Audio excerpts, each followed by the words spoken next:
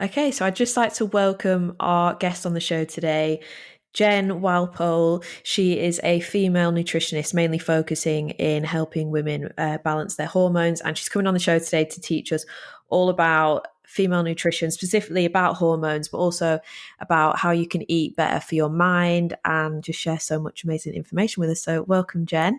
Thank you, Grace. It's a pleasure to be here. I'm a big fan of your podcast, and we were kind of touching on this a little bit before, but a lot of the things that you've kind of talked about are very relevant in terms of nutrition and the link between our mind and what we're eating and what we're putting in our body. So I think it's going to be a topic that, is really useful for your listeners. Yeah, because it's something that I think about all the time, and I've briefly mentioned in previous episodes before about how you can eat better for your mental health, and like how the gut brain connection, how the things you eat impact your gut, which impacts your mood. But I am obviously not an expert in it, so I could never really properly speak about it. But it's something that I'm really interested in, and I'm constantly trying to learn more about. So I'm so excited for you to be here to share so much amazing information with everybody, so we can all learn more about how to eat so we can live more optimally and just generally feel better. Yeah, brilliant. So maybe should we start off by kind of talking about how I got into Yeah. nutrition? So, in terms of my personal experience, so sort of during my 20s, I worked in fashion, really busy, stressful environment, working all hours. And I think a lot of people would probably say this as well that have got into nutrition.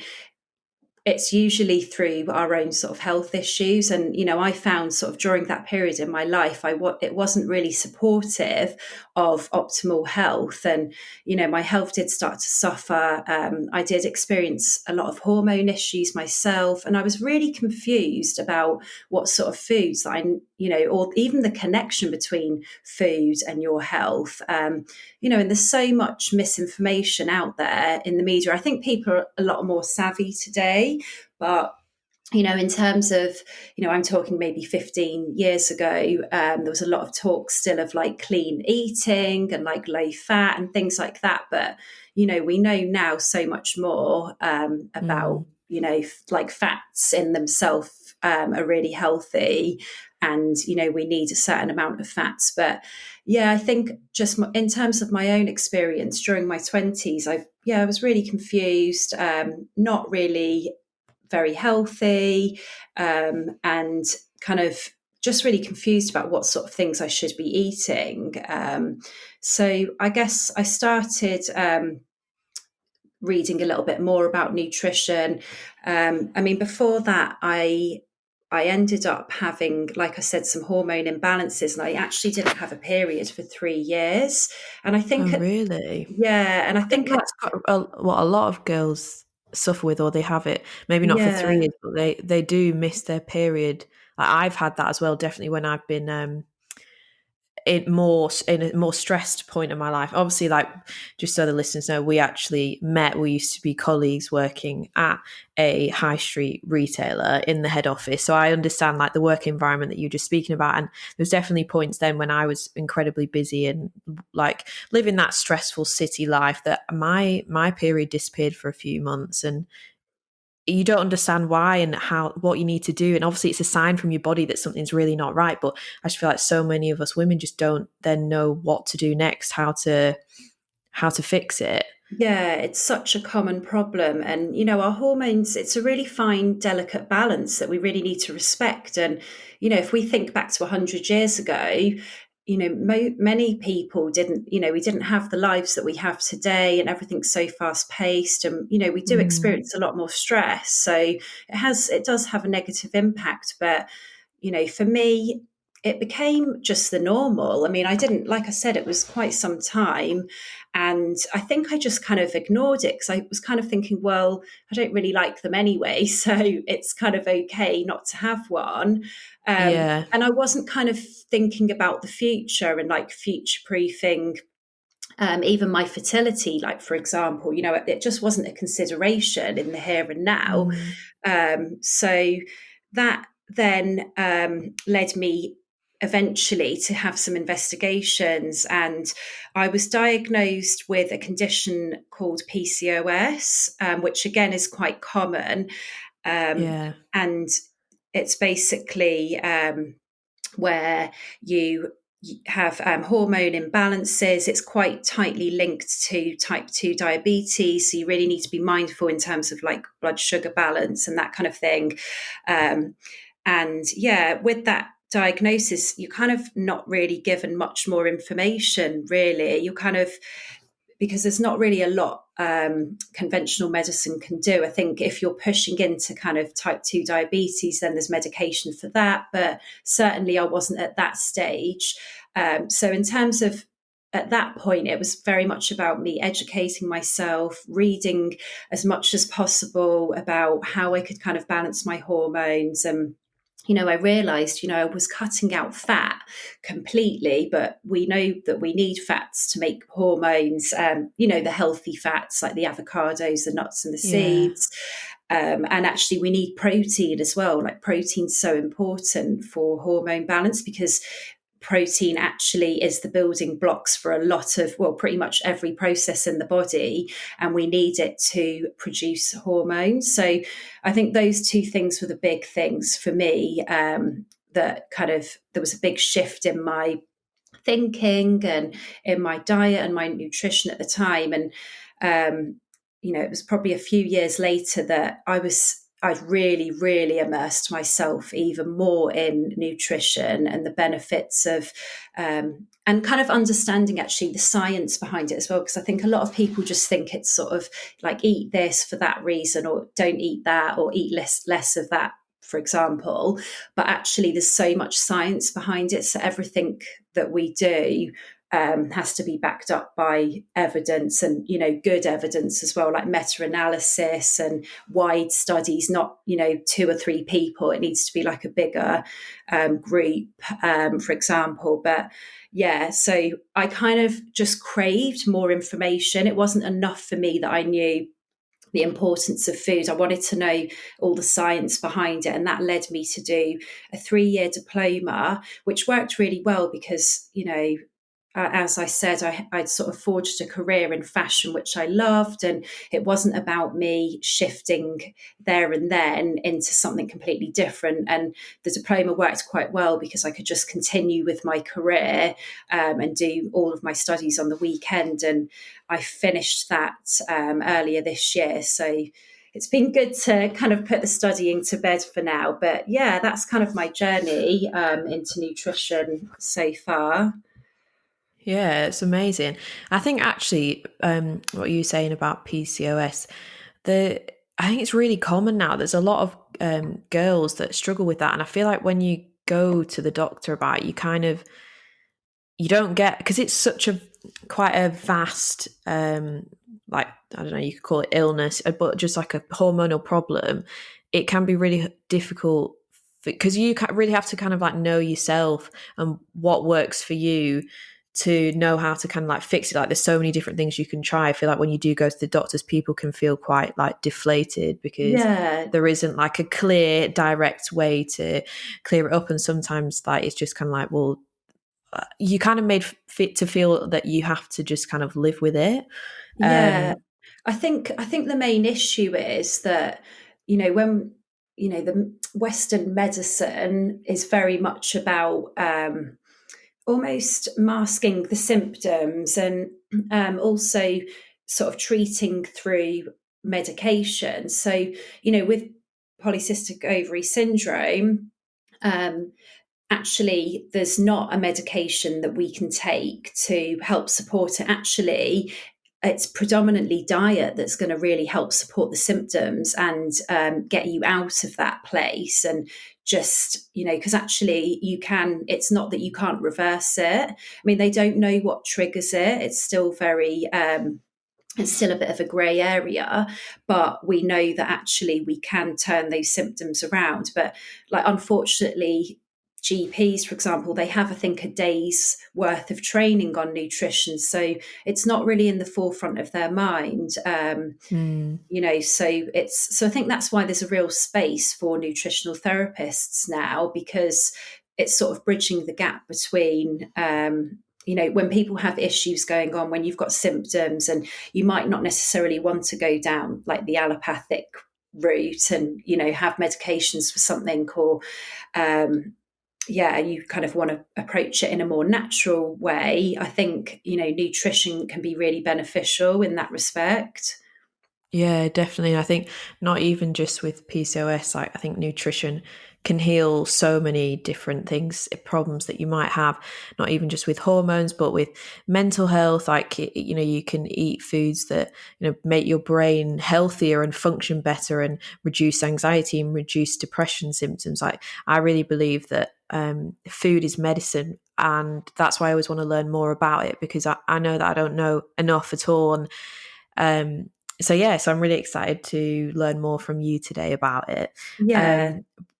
But it'd be interesting to speak about what actually are hormones, like, because we all know as women we have them, and we kind of know what the different names of them are, but we don't really know like what they are and what they actually do in our body. What is their purpose, and like how do they help us? Yeah. So basically, to kind of simplify it, I guess, basically, hormones, they're chemical messengers in the body that are released into our bloodstream, and they basically help regulate like many bodily functions. And it's a real tight regulation. So it's known as homeostasis. You might remember that from school. From biology lessons. But Yeah. basically, we have like lots of endocrine glands. Like the ovaries would be an endocrine gland. We've got the adrenal glands, and basically it's controlled from the hypothalamus, which is in our brain. So that's why stress can have quite a big impact, because if we're stressed mentally, then it can really throw what's known as the HPG axis off kilter, which is basically the hypothalamus, pituitary, and gonad axis. And that's because there might be hyperstimulation of the HPA axis, which is the hypothalamus, pituitary, adrenal axis, which is really driving stress. So, these sort of axes, for want of a better word, they really tightly linked, and they need to be working in harmony for our hormones to be balanced. So anything else that's going on in the body can really push it off kilter. So like I said, stress is a really big one. But Mm. all of these hormones, they all have a very different role. So it could be in like growth and development, it could be like sexual development, reproduction, it could be sleep, our appetite, for example, and our stress as Mm. well. We do need a little bit of stress. So, cortisol which is our stress hormone, isn't a bad hormone to have in the body. Like, we do need a little bit of stress, but it's just where it's that homeostasis is thrown off kilter that we Yeah. kind of encounter issues. So I feel like the most common, when people think I've got my hormones being funny, I've got hormone problems, is normally surrounded around your period. So if like when you're dealing with your clients, if they're having issues with a period, maybe it's irregular, or they are having it and it's really heavy or incredibly light, and they're having really bad PMS. Like I get I break out a lot. Like my face where I break out is all in the area of, like they have like a face map, and you can see Yeah, where you break out, you can see what it's from. And mine is in the hormonal area, and it started when I was like 17, around the time when, I guess your hormones might change more, so you grow into more of a woman. And it's something that I'm always trying to manage, because see, yeah, like everybody ideally wants to have clear skin. And so if they have problems like that and painful periods, like what what can they do through their diet and through seeing someone like you to improve that? Yeah, that's a really good question. And firstly, I'll just touch on what the symptoms of hormone imbalance are, because someone asked me that recently. And I just thought it was a really good question because, there's certainly more obvious ones. So, like what you just mentioned, so acne, and particularly it's sort of when it presents around the chin, and like the Mm, lower jawline, that's indicative of hormone imbalances going on. And then obviously, if someone's got irregular periods, then that's quite an obvious one. Um, and then I'm just trying to, and then infertility, that's another one. And if someone's struggling with weight gain as well, so if you think you're eating, really quite healthily, you're exercising, but you're putting on weight, then that's another sign and symptom. But yeah, any sort of issues that people are experiencing around periods, they're quite obvious, but then there's quite a lot of ones that aren't so obvious. So, fatigue, which I mean, that's such a broad topic. It can be indicated in a lot of health concerns, but that's one that kind of goes, it's sort of overlooked a little bit in terms of hormone imbalance. And then another one is when people are quite sensitive to the hot and cold, so particularly the extremities, so your hands and feet. If you find that they're, either quite hot or cold, or they're quite sensitive to the heat or cold, then that can be a sign. And then if mm, people are having like gut issues, or another one is like frequent urination. So if you find, even though you're not drinking like a particularly like large amount of liquids, that you're going to the toilet quite a lot, or you might have an increased thirst. And then, depression as well, if there's like some mental health concerns and anxiety, and like a lower libido, and also sweating as well. I know that's probably a bit more of an obvious one. So I think some women might experience night sweats. But I guess one thing I wanted to kind of touch on is that I think a lot of people experience some of these, but I think as yeah. women, we're just quite tolerant and we put up with Mm, a lot of yeah. stuff, don't we? And we just kind of ignore it, which, like I said, going back to my story, I did for 3 years. But Mm, actually, it's about, I think it's important for your listeners to kind of understand some of those symptoms, because actually, some of these things might be going on and it's worth investigating. And, having, just being considerate of, your diet, and, just really looking and just understanding what the root cause of it might be as well, which is kind of how I work as a nutritionist. So, yeah, to answer your question then, if someone comes to me and they're experiencing, some of the obvious or not so obvious signs and symptoms of a hormone imbalance, then um, it's very detailed the way we work. So, it'll include, I'll have a full sort of food and lifestyle diary. So I'm looking at, for a minimum of 3, ideally 7 days, what you're eating, what your lifestyle is. So, what time are you waking up? What time are you working out? What time are you going to bed? How much time you're spending on your phone? Just all of these things are important. And I'll do like a full sort of body map and questionnaire, and it's quite broad, so sometimes things seem like they're not so relevant, but actually they are, because if you've got some gut issues going on, if you're finding you're very bloated every day, or you're not having frequent bowel movements, for example, like all of these things are really, really important when it comes to your hormones. So it's very thorough in terms of what we look at. And then, ultimately, what we do is then support it through diet, but the lifestyle's a factor as well. So it might be that someone's suffering from like anxiety. I mean, stress is something that comes up with like pretty much most clients, because it's just so yeah. prevalent now.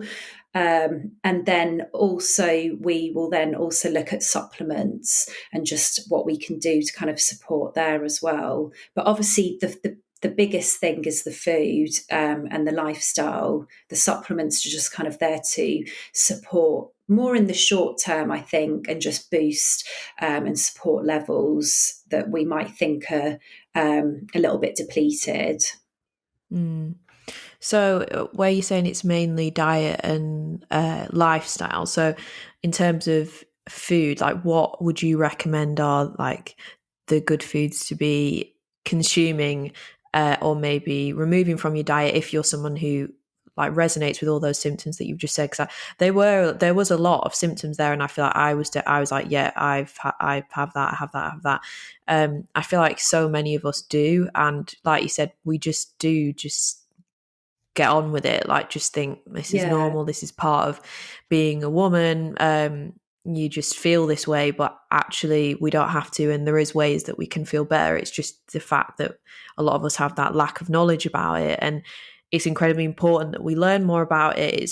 It's empowering, and it's very important because just as we on this podcast all the time speak about doing things to help your mind, where that is meditation, breath work, exercising, or like we spoke about last week on the podcast about cleaning up your social media feed, all these little things. But I feel like we don't know that much about what all the different foods and lifestyle changes we should be doing that can help our hormones so we can feel a lot more like normal. Yeah. Okay. Well, I mean, firstly, what do we need to actually make the hormones? Well, we need protein, so that's really important. And, when I'm talking about protein, because again, that's quite a wide topic, it's not just sort of, chicken or like lean protein. It's thinking about like the plant-based protein sources as well. And adding those in alongside, some chicken. And I would say as well, try and go organic if you can afford to. The quality's a lot better. And just like the methods of like rearing the animals as well. So I definitely think that's should be a consideration. But yeah, so protein. So lots of nuts and seeds and like legumes and beans and chickpeas, which actually are brilliant because they're also providing us with the fiber. Because I think a lot of Mm, people almost they don't get enough fiber in their diet, and that is so important for our gut health. So yeah, those plant-based protein sources are really, really good to incorporate. And then another thing is healthy fats. So it's things like, again, it's the nuts and the seeds, some oils as well. So olive oil is fantastic, obviously in moderation. We need to make sure that we're not yeah, eating like too much fat. But it is really important. So I'd say a handful of nuts a day, a handful of seeds a day, a quarter to half an avocado a day. If you have a whole one, that's fine. You just you're not going to have a whole avocado every day. So it yeah, balances out. Look at it in terms of the whole week. And yeah, then with the healthy fats as well, it's oily fish. So there's an acronym for this. It's SMASH, and that stands for sardines, mackerel, anchovies, salmon, and herring. So those oily fish, basically the healthy fat that we want in our diet is omega-3 specifically, and it's really anti-inflammatory. Every cell in our body actually has a fat layer around it. So, if every cell has fat in the cell membrane, we need to make sure we're getting the right fats in our diets to support every single cell in our body in its function, including our ovary cells as well. So, fat is a really important one. And then in terms of vegetables, it's about eating a rainbow, getting in a yeah, wide variety. I think sometimes we get stuck in a rut, don't we, with what we eat. We eat sort of the same foods. I think we like a bit of a routine sometimes, and that sort of applies to our diets as well. But actually, yeah, we're, as well, eat seasonally. We're in autumn now, moving into winter, and there's so many different vegetables that have come into season. There's like different squash, all different types of squash.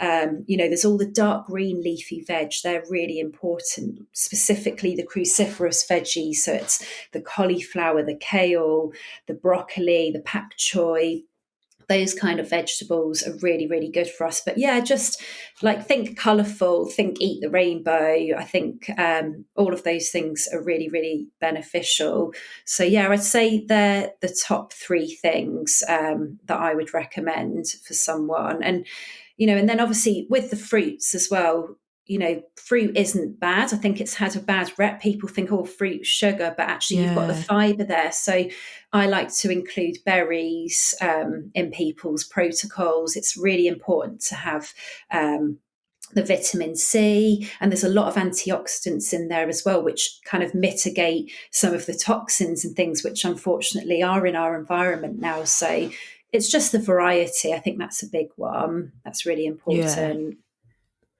So where you were just saying there briefly about gut health, how does that connect with hormones? Because I don't know if this is TMI, but when I am going through my monthly cycle, I definitely notice, like either before I get my period, a difference in my gut and how it is. Maybe I'm more bloated, different bowel movements, and then I also do then break out, and then I get my period after that. So it's really Yeah. clear that it's all linked, but sometimes that I can feel really uncomfortable in my stomach because of that, or then I'm like I obviously don't want to have huge massive breakouts because I've got the skin that scars quite easily. So if I get a spot, then it leaves a pigment change for a long time. It takes ages for it to go away. So for me, like it's something that I always feel self-conscious about, and I want to obviously minimize.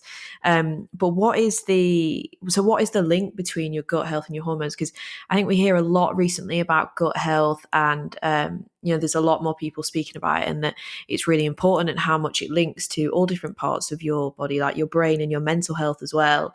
But how does it link with your hormones? Yeah, it's an interesting one. And I think the reason why we're sort of hearing a lot more about it now is because it was really undiscovered. Like the whole Yeah. microbiota is not something that we knew about, 20 years ago. So it's very much new. There's a lot of studies now kind of coming out on this topic, and it's really fascinating. It's huge, so interesting. I'm actually doing a course at the moment because we have to do additional sort of CPD hours, and it's basically on the microbiota and the link with our microbiome, and it's fertility and female health in general as well. And it's so interlinked. I mean, one of the big things that we kind of knew about anyway is that basically when we're finished with them and they've been used for their function, what happens is they're obviously still in our bloodstream,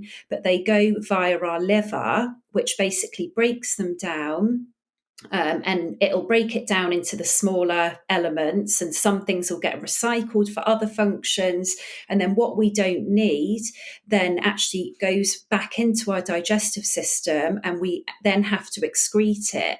Now, gut health is really important because what we want to make sure is that we don't have excess estrogen, for example, because too much estrogen actually can present with a lot of sort of hormone. It's associated with things like endometriosis. Mm. We need to be making sure, like I said, the hormones need to be in perfect homeostasis, and it's a real fine balance. So, yeah, it's really important to, support our gut health, support good gut health, and make sure that we are optimizing it so that we're supporting our hormones and many other systems in the body as well, not just hormones, but that's kind of one of the links between it.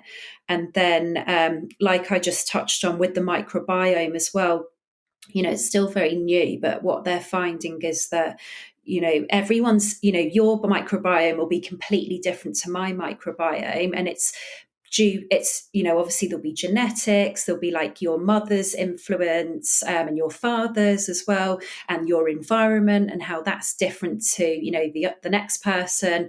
But that microbiome is actually linked to lots of processes in the body and our health, and our fertility and our hormone balance. So like I said, it's a topic that's still very much being explored, but again, it's really important to make sure that we're encouraging a really healthy microbiome. So It's things like, again, it's the fiber, which I've kind of spoken about, but also it's that diversity. And we get diversity, again, from a broad diet. So it's just eating the variety. And then there's what we call prebiotic foods. So that's things like oats and leeks, garlic, Mm. foods like that. There's a few more, but the prebiotic foods, they help feed the healthy microbiome. And then we've got probiotics, which again, a really popular topic that I'm sure you've heard of. Yeah. And the probiotics, they're what actually inoculate the gut with the beneficial bacteria that we need. So it's things like kefir, kimchi, my favorite kombucha. Oh yeah, I Um, love kombucha. yeah, and then sauerkraut as well. That's fantastic. So yeah, and then obviously people can take probiotics, but again, it's something that you, rather than just getting something off the shelf or being sucked in by marketing, it's really important to know what ones you actually need as well. Yeah. So interesting. Um, so in terms of like obviously where I said there about acne, um, so I know that obviously it's such a common problem. Loads of people have it, but in terms of like nutrition, because I always hear about you need to reduce the inflammation in your body, and that's how it will reduce obviously then the inflammation on your skin. So what are the kind of foods that you should be eating to manage that? Yeah. So with acne, it's very, very tightly linked with hormones and with diet. So, and as you said, inflammation's a big one. And that's also when people have inflammatory acne, because there's acne where it's non-inflammatory, and the inflammatory acne is the one where you're really getting quite bad spots, that kind of then cause the scarring, like kind of you spoke Mm, about before. yeah, But yeah, inflammation's a big one, because I think the issue that we have, and I think, people are getting a lot more savvy to this now, but the typical Western diet is not really supportive of good health or good skin health. yeah, So actually, things like processed carbohydrates, really saturated fats, and what we call trans fats, which are fats that are altered in their structure, mm, and we find it very hard to process them because they're not natural. Too much oil, and I'm not talking about olive oil. We need oil in our diet. But I'm talking about like the mass produced, mm, sort of low grade, less healthy vegetable oils. But, it's not even cooking them occasionally. It's just eating processed foods that use a lot of those oils. So it's just being mindful of that. But also a big one with acne is the just how much sugar that people are eating as well. So a lot of it can be caused by, a low fiber, high fat, like I said, diet, refined carbohydrates, a lot of sort of animal protein as well, and not having very good blood sugar balance. So I think it's the link between the processed foods and excess sugars, and all of those sort of things in our diet that we should be avoiding. They're really important with acne. um, yeah, so yeah, we'd want to just manage sort of blood sugar levels. I think a lot of people make the association between dairy and acne. um, yeah. I hear that a lot. yeah, and I think that's because, certainly not so much in this country, it's more in America. There's a lot of hormones added Yeah, to the animals so that they continuously produce the milk. But actually, if you're buying organic, really good quality dairy, and you're eating, or drinking milk, in moderation, then actually you don't have to take things out. I like to make sure that my clients, anyone that works with me, they have that understanding that it's really important that we have balance, and that we're mm, not, it's not about cutting things out. It's about what we can add into the diet, and maybe there might need to be some things that we reduce slightly. um, but dairy is one that we need to consider when it comes to acne. But, case by case, it might not be right for someone to take it out of their diet. Yeah. Um, like I've been thinking recently about like elimination diets and stuff like that, because I feel like what you were saying, like everyone's gut microbiome is completely different, and I feel like everyone's body's so unique, and everybody's food tolerance is so unique. And what do you is food elimination diet something that you do with your clients as a way to identify what their triggers are, or can you normally like tell from their symptoms maybe what food group is not Yeah. working for them? Or Yeah, it's a really good question, Grace. So basically, it's not something I'm a huge fan of doing because um, it's very restrictive. yeah, And, we need to be really mindful because, it's so emotive food, isn't it? And I think, yeah, um, like I said, it's very much about adding things into people's diets. However, when people come to me and they've got some gut issues going on, they might know what their triggers are, but, they continue to eat those foods. So it just mm, helps someone saying to them, this is what's causing this issue. This is the root cause. This is what you need to maybe consider reducing. Or, if you want to have that like as a treat once every so often, then have that, but know that that's what's causing these issues. And, ultimately for your health, optimal health long term, you'd want to be looking to reduce those particular items. And, people can have sensitivities to all sorts of things. It could be foods like known as the nightshade. So it's things like aubergine and tomatoes.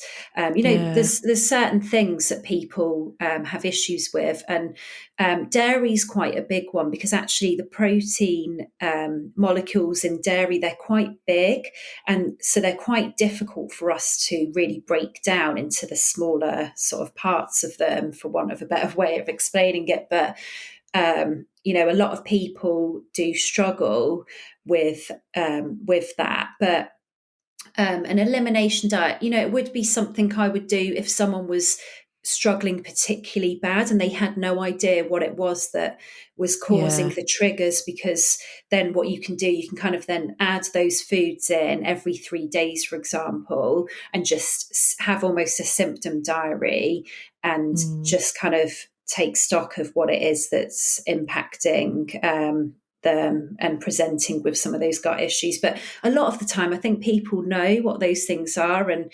it's a bit of a commitment, isn't it, to sort of take them out. So, yeah, but yeah, it's not something I'm a huge fan of doing with clients. I think it's a tricky one because, mm, like I said, it's so important to have variety in the diet, and it's about very much what we can add in as opposed to what we're taking out. So, yeah, that's kind of my thoughts on that, really. interesting. So obviously on this podcast we focus so much on the mind and mental health, and I went through a stage when I was 17, 18, and I developed anxiety, and I didn't really understand exactly what it was and how to manage it. And one of the ways that I did manage it as well was through diet. Yeah, So I decided to just go like cold turkey on all processed foods, and I haven't done that long term. I don't eat like that now, but I did for I'd say like about 6 months, and it drastically changed my well-being. Obviously I was doing other things, I was exercising, stuff like that, but meditating, trying to be more mindful. But the main thing that I was doing was that I completely cleaned up my diet, because I'd got to the point where my anxiety was that I just felt so sensitive to so many different stimulated things, whether it was like even down to the point where it was different foods and stuff like that. And I could, like, if I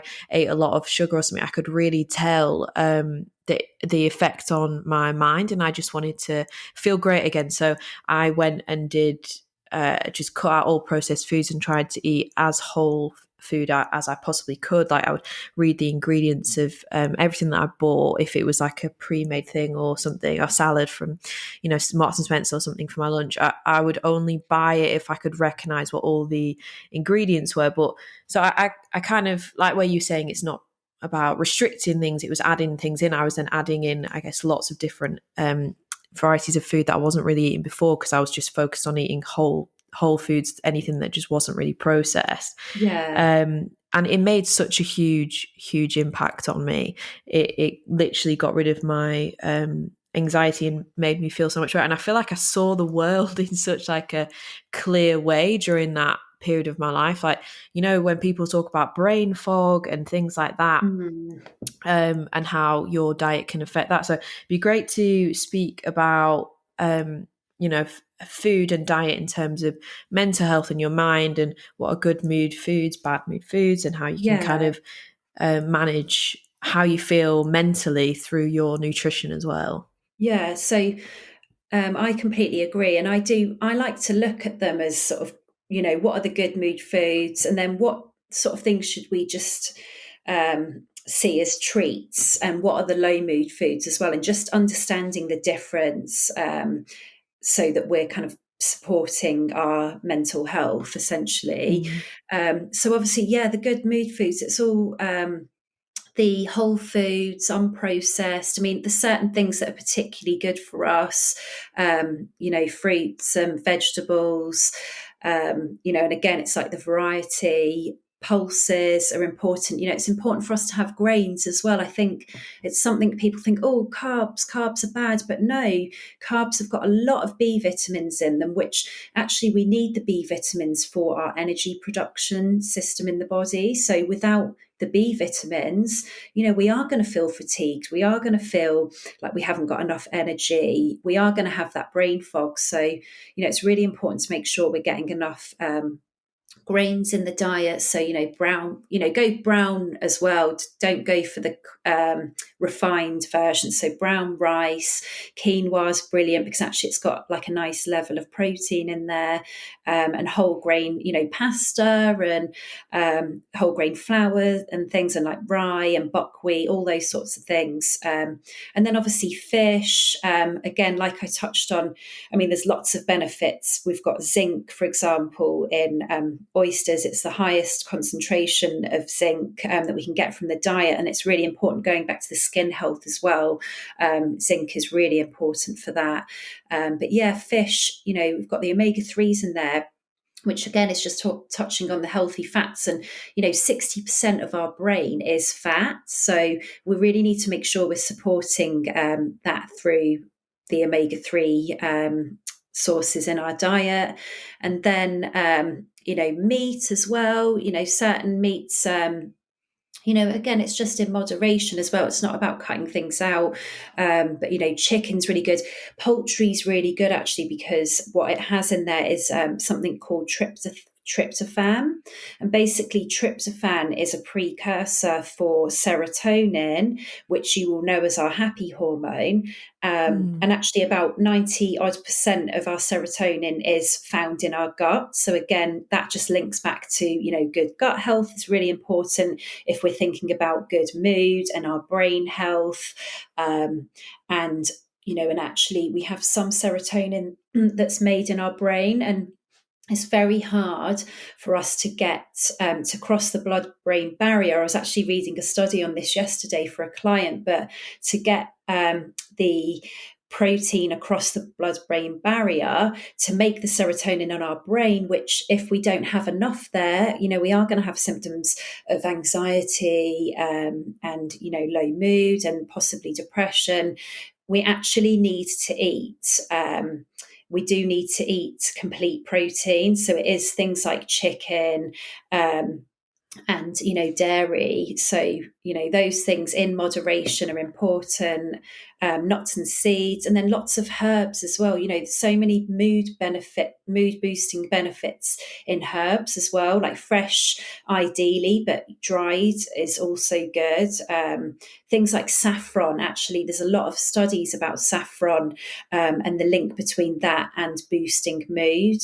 So that's a really good one to add to. It goes really nice with fish, so you can kind of add it to like fish dishes or like soups and stews, that kind of thing. But that's a good one. And then the pro and prebiotics as well, like I touched on before. Sorry, just clear my throat. It's all right. So the probiotics as well, they're really important. So the kefir, the kimchi, miso, sauerkraut. And then another one, I know a lot of people reach for chocolate because that makes them feel good. Well, Yeah. actually there's some science behind it. There's a lot of health benefits to dark chocolate. We make it unhealthy because we put like lots of like sugar in there and other things that we don't necessarily need. But dark chocolate, I say to clients, sort of try and go for a minimum of 70%, ideally 90, but raw cacao as well, add that to a bit of hot milk or like some nut milk for a hot chocolate. You don't need to buy one ready made. You can just buy raw cacao. You can add it to chilies, you can add it to smoothies, but it's really, really beneficial for sort of anxiety or stress disorders. They're kind of the good mood foods. And then, as everyone probably knows, there's foods that are probably sort of more low mood, and like you touched on, it's the processed foods. So they're the foods that are not going to make us feel good, and that includes even breakfast cereals, which I think sometimes people find surprising. They think, I don't know, I think people sometimes think they're quite healthy, even the ones that Yeah. are marketed as quite healthy, but Yeah. The yeah. the mueslis and stuff that are marketed as healthy, but actually if you look at the ingredients, like they're full of sugar. Exactly. And we don't need sugar. We need carbohydrates, and they are broken down into glucose, and our body runs off of glucose. So we need to have the carbohydrates. That's where we get our sugar from, not refined sugar. So it's definitely going back to like the fruits and vegetables, and pulses and some of the grains. Like that's where we kind of need to focus our attention on and make sure we're adding those things into the diet. But energy drinks and diet drinks, I think, going back to my 20s, I used to have a diet cola, like a couple every day, because it kind of, it filled me up and it stopped me from feeling hungry, and it was low calorie, but it was so detrimental, not just to your mood, but actually to your gut health as well. There's no real benefits. And then you've got the excess caffeine as well, which people kind of forget about, but that's something that we need to be mindful of in terms of mood as well. And then, just some other things. So obviously like takeaways, some are better than others, and just any sort of processed hams or processed meats, ready meals and pastries and sausage rolls and margarine as Yeah. well. That's another one that I think a lot of people just use because they think it's healthy because it's low cholesterol or olive oil, made from olive oil, but it's still processed. It's still, if you look at food, you kind of have to look at it in terms of, like you said, is it a whole food, or has there been some sort of manipulation to that food to make it how it is now in this state that I'm buying it? So they're the kind of low mood foods. And it's not to say you can't have them. Like how good is a sausage roll, or a pastry like a croissant, or Yeah. we should be eating those foods, but just in moderation. One a week, it's fine. Don't cut things out completely. We want to be mindful of just positive sort of nutrition as well, with the good mood, with eating well. It's not about deprivation, and cutting things out. And then obviously there's treats as well. So, alcohol is, maybe you feel like it's a low mood food after you've had alcohol, but, as a treat, just be mindful not to have too much, but that should be, and it can be part of a healthy diet. And I guess it goes back to making sure that, you're eating all of those good mood foods so that, you can then enjoy some of the things that are sort of, I mean, I definitely don't like to say foods are good and bad. That's why I quite like good Mm, mood foods, and then classing things as treats, things that we know that we couldn't live without and they give us a bit of joy. So, it's about just yeah. having a balance, really, really important to have a balance in the diet. Definitely, Yeah. because that's helpful, isn't it, to our anxiety and our stress? Like, if we Mm. feel unbalanced and we feel, if we're cutting things out, like, that's not really going to have a positive impact on mental health either. No, yeah, there's definitely like quite a fine line between where you might always trying to be choosing the right thing, but you start to then demonize foods that you see as, being unhealthy and being a bad food. And that itself can then obviously lead into so many different mental health problems, eating disorders, all things like that. So it's good to have that mindset of like there isn't a good and a bad food, but there's just foods that are going to serve you better that you can choose to eat more regularly rather than like always having the bad things. And I think also when you are feeling low, um, depressed or anxious, you often as well will reach for food as a source of comfort. Like you said, it's a very emotional part of our lives as humans. Like a lot of us do associate food with emotion, like chocolate. It makes you feel good, or yeah, have a nice little treat, things like that. Like so you can Yeah, end up choosing the treats and the bad things more often because you think that's going to make you feel good. But it's good to, like, from people like you to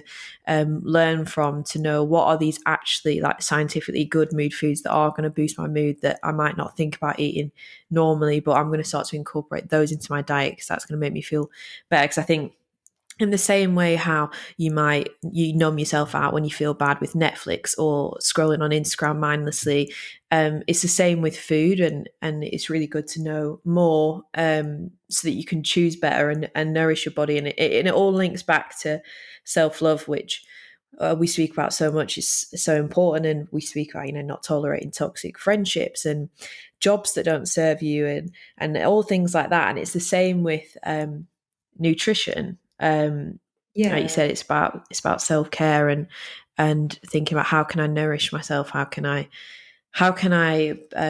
like look after myself in the best way so I can be the best me. yeah. That is showing massive self-love to yourself through what you feed your body.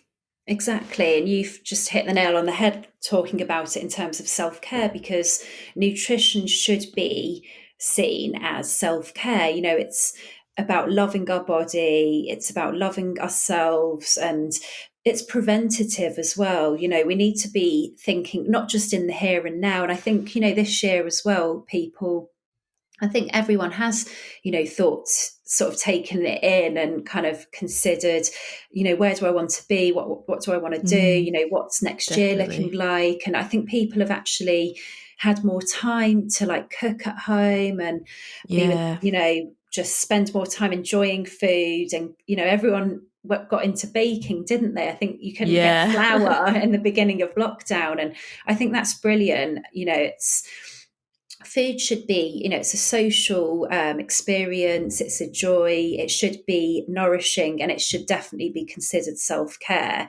If I going back to sort of the beginning of our chat, I wasn't looking after myself in my 20s, and it was such a different time then to what it's like now. I think now, you've got your generation, you have so much information at your fingertips, but I appreciate it's also probably too much, and I think it's very Yeah. confusing. So it's, Confusing. Yeah. yeah, but actually, it's really, it's quite, it doesn't have to be confusing. It can be quite, it's quite simple. It's about, like I said, those good mood foods. It's about getting variety. It's, fruits and vegetables, and just having moderation, but having a bit, treating yourself. And there's so many recipes, so many people I follow now as well, that they're my go-to's for recipes, and I really rate. There's a few people, like Madeline Shaw. I think her Oh recipes yeah, I are like fantastic. her. Yeah, she actually I've studied. got one of her books. Yeah, she studied at my college as well, and I quite Oh, like. really? Yeah, so I think it's important as well. Some people, if they don't have the background knowledge in terms of what's important in terms of nutrition and what we need and how it needs to be balanced, then sometimes things might not be. They might look or seem like they're healthy, but yeah, she's a good one because she has that background in nutrition. And then another one is Amelia Freer. And then there's someone else who's about to release a book, actually, Antonina Parker. And she's brilliant because she is very interested in nutrition, and it's very, it's really healthy. Food, really interesting flavors and inspiration. Her new book is all about different sources and how you can, because we want food to be tasty and we want it to be Yeah. enjoyable, so she has, she's got pasta. That pasta's not bad, just go for brown pasta, or you can get all sorts. You can get chickpea pasta and lentil pasta now, if you want to sort of get a bit more plant-based protein in. But she looks at food and sort of she's created these amazing different sauces and different flavors to just enhance the food. And home cooked food is always best as well. So like you were saying, picking up a salad in a supermarket, that's fine, like when you're working, fine, but do a bit of batch cooking, and that's self-care, isn't it? Like a self-care Yeah. Sunday could include some batch cooking and like planning out Yeah. your meals for the week ahead, like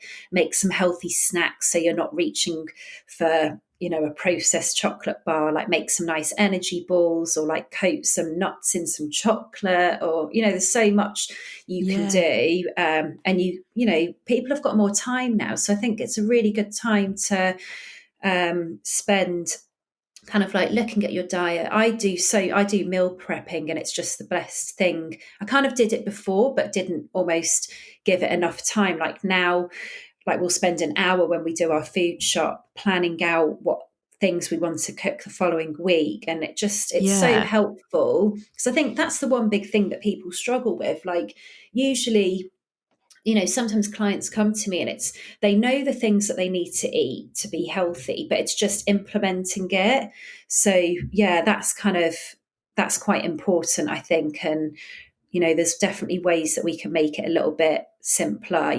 Make double up the recipe for dinner, so then you've got like a really healthy, yummy, easy lunch the next day.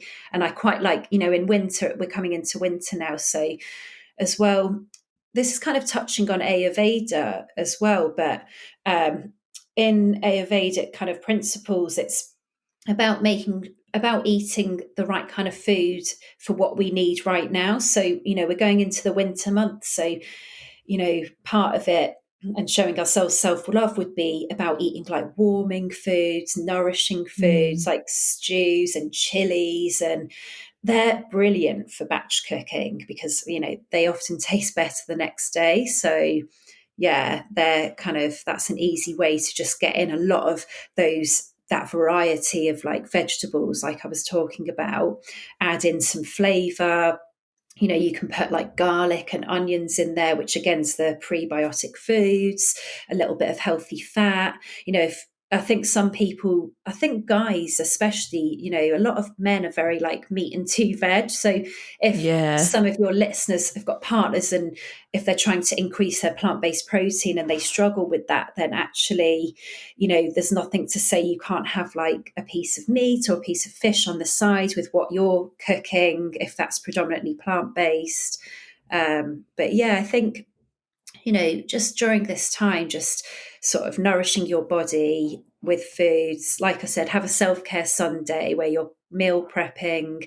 And it's just really important as well, as we go into the winter months, just to support our immunity, because with everything that's been going on, it's a hot topic at the moment. And actually, Yeah. there's been a lot of studies that have come out and a lot of talk recently about vitamin D, Yeah. which we can actually only get from the sunlight. But part of I kind of spoke about the lifestyle factors before, but it's important to get out and have some daylight as well. I Mm. know it's not so bright at the moment, so we won't be producing enough vitamin D, but it's really important for like mood boosting and anxiety to kind of get outside as well. So again, that's part of your self-care. But I would recommend as well, I mean, the NHS recommends that we supplement vitamin D through the winter months. So it's definitely a good one to consider taking. Like I said, you can't get it from your diet, so I'd recommend that just to support immunity through the winter months as well. Yeah. I supplement vitamin D, but in a tablet form. But I was speaking to somebody a couple of weeks ago who's very much into um, whole food eating and not eating processed foods and stuff, and they were saying that you can't get the full, like your body can't break it vitamin D down properly when it's in a little hard tablet, and that you should use drops instead and like drop them on Yeah, your tongue. Like what do you think is the yeah. best form of supplement to take? Because Well, I agree, I think vitamin D is definitely something really important to supplement, and I do make sure I do it during winter, but I always just took the hard like little tablets from Holland and Barrett, and now I'm hearing from various different things that isn't the best way to take it. yeah, I agree. I think, I mean, with any supplement, there's a saying actually, it's you aren't what you eat, you are what you absorb. And it's so true, because if people have got gut issues going on, like if, someone's like got irregular bowel movements or just bloating, and they're not necessarily digesting everything, then it's no good taking all of these supplements. So obviously when I work with clients, I really focus on supporting gut health as well, which then will help. If they're taking supplements, that is then going to be more likely to be absorbed.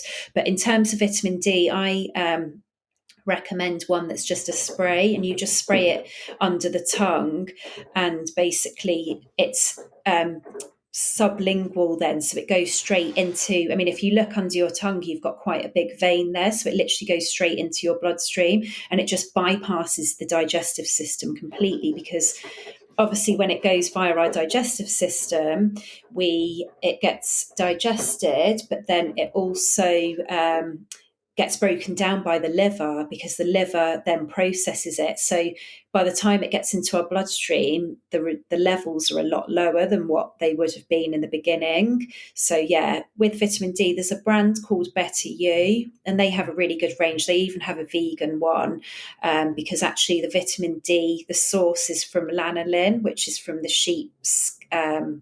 sheepskin. So some Ah, people don't want to take that, so yeah. they've got vegan ones as well. But yeah, I would recommend that over a tablet. Yeah. Okay. Interesting. Well, we'll make sure that we add into the show notes the brand you just spoke about, and also Yeah.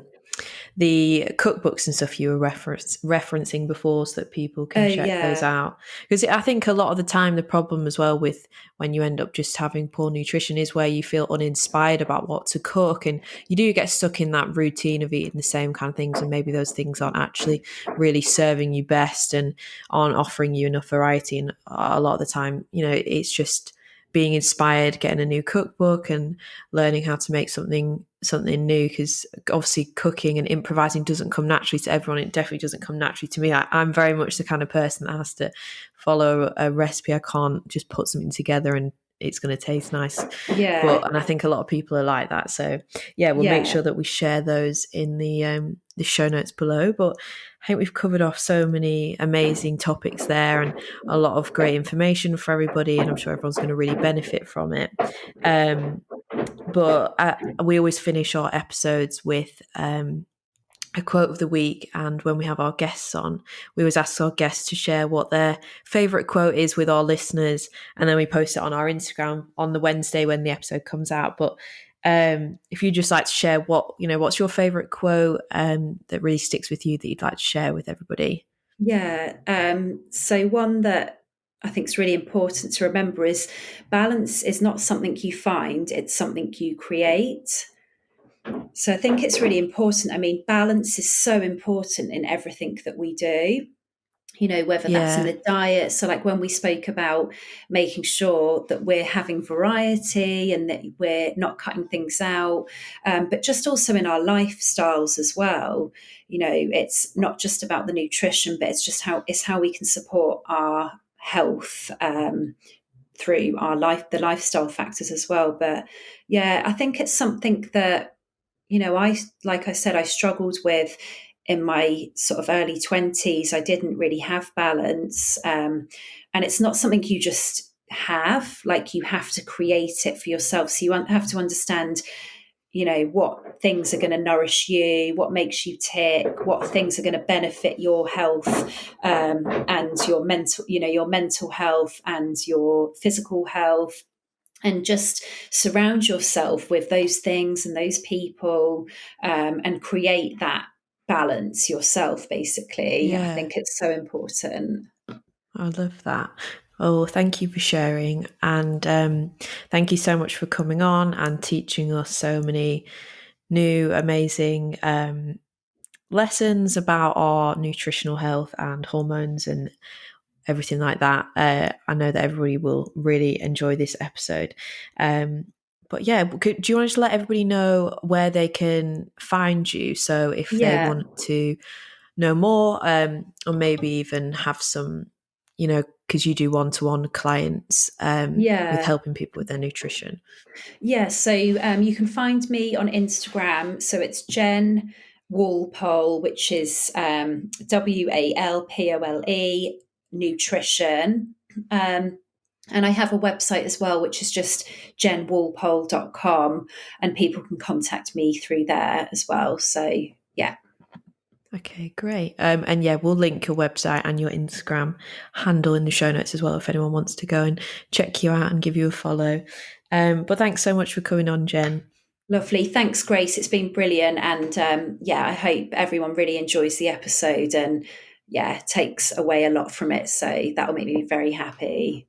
Yeah, I'm sure they will.